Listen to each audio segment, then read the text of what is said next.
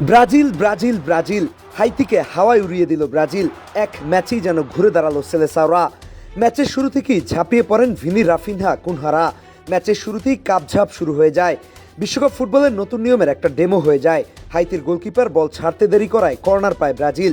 এরপরই নেমে আসে ঝড়। রাফিনহা যেন জ্বলে উঠেন, একটা গোলও করে ফেলেছিলেন, কিন্তু অফসাইডে বাদ পড়ে যায়। কিন্তু ম্যাচের 23 মিনিটে সেই আক্ষেপ দূর করে ম্যাথিউস কুনহা। ভিনিসিয়াস জুনিয়রের ড্রিবলিংয়ে হাইতি ডিফেন্ডাররা বেকায়দায় পড়ে যায়। আফরাতাফরি শুরু হয়ে যায়। আর সেই সুযোগে কুনহার প্রেসারে 23 মিনিটে প্রথম গোলের দেখা পায় ব্রাজিল। কিন্তু এই গোলে যেন মন ভরল না ব্রাজিল ফ্যানদের। কুনহা সেই দায়িত্ব নিজের কাঁধে তুলে নিলেন। ম্যাচের 35 মিনিটে ভিনিসিয়াসের রচিত কাউন্টার অ্যাটাকে ডিফেন্ডারদের বাম দিক থেকে টেনে নিয়ে দুর্দান্ত এক শটে গোল করেন ম্যাথিউস কুনহা।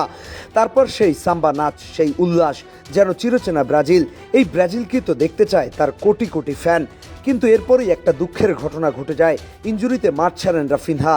তার ইনজুরির আপডেট এখনো পাওয়া যায়নি, কিন্তু সাথে সাথে উঠিয়ে নেয় মনে হচ্ছে বার্সায় থাকাকালীন তার ইনজুরি আবারও জেগে উঠেছে। এখন পর্যন্ত যা জানা যাচ্ছে, রাফিনিয়ার চোট খুব গুরুতর বলে মনে হচ্ছে না। ম্যাচের সময় ডান উরুর পেছনের অংশে অস্বস্তি অনুভব করেন এবং পরে মাঠ ছেড়ে যায়। রাফিনহা নেমে যান, তারপর মাঠে নামেন রায়ান। কিন্তু রাফিনহা নেমে গেলেও ভিনি হয়ে ওঠেন মাঠের সেরা খেলোয়াড়। প্রথমার্ধে যোগ করার সময় ভিনি গোলের দেখা পান। প্রথমার্ধে দুর্দান্ত খেলার পরে ভিনির গোল পাওয়াটা অপরিহার্য হয়ে উঠেছিল। ভিনি গোল করে যেন তার 16 কলা পূর্ণ করেন। 3-0 গোলের লিড নিয়ে ফার্স্ট হাফ শেষ করলো ব্রাজিল। আর এই 3 গোলের মাধ্যমে বিশ্বকাপ ইতিহাসে এখন সবচেয়ে বেশি গোল করা দলের নাম ব্রাজিল। জার্মানির 239 গোলকে টপকে বিশ্বকাপ এখন ব্রাজিলের গোল সংখ্যা 241। অন্যদিকে ভিনিসিয়াস ব্রাজিলের হয়ে বিশ্বকাপে খেলা 6 ম্যাচে তার গোল কন্ট্রিবিউশন এখন 6। নেইমারের ইনজুরির পরে অনেকেই ধারণা করেছিলেন কে হতে যাচ্ছে নেইমার পরবর্তী ব্রাজিলের কাণ্ডারি। অনেকেই রাফিনহার নাম বলেছিলেন, কিন্তু ভিনি প্রমাণ করে দিয়েছেন নেইমার না থাকলে ভিনি ব্রাজিলের সেরা খেলোয়াড়। সেকেন্ড হাফেও একই ব্রাজিলকে দেখা যায়, আক্রমণ করতে থাকে একের পর এক। ম্যাচের 64 মিনিটে পাকে তাকে উঠিয়ে কার্লো মাঠে নিয়ে আসেন গাব্রিয়েল মার্টিনেল্লিকে। এরপর কুনহার জায়গায় আসেন এনরিক।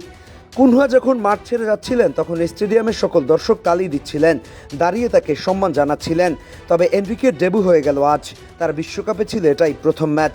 বেচারা একটা গোলও করে ফেলেছিল, গোল করে সেলিব্রেশনও করে ফেলেছিল, কিন্তু তার অফসাইডের কারণে বাদ হয়ে গেল সেই গোলটা।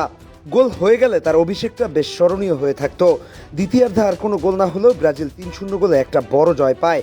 আর এতে করে মরক্কোর পরে যেখানে ব্রাজিল দলকে নিয়ে অনেকের মনে প্রশ্ন জেগেছিল, তারা এখন কিছুটা স্বস্তিতে আছেন। স্বপ্ন দেখছেন হেক্সা জয়ের। তাদের সেই স্বপ্ন কি পূরণ হবে?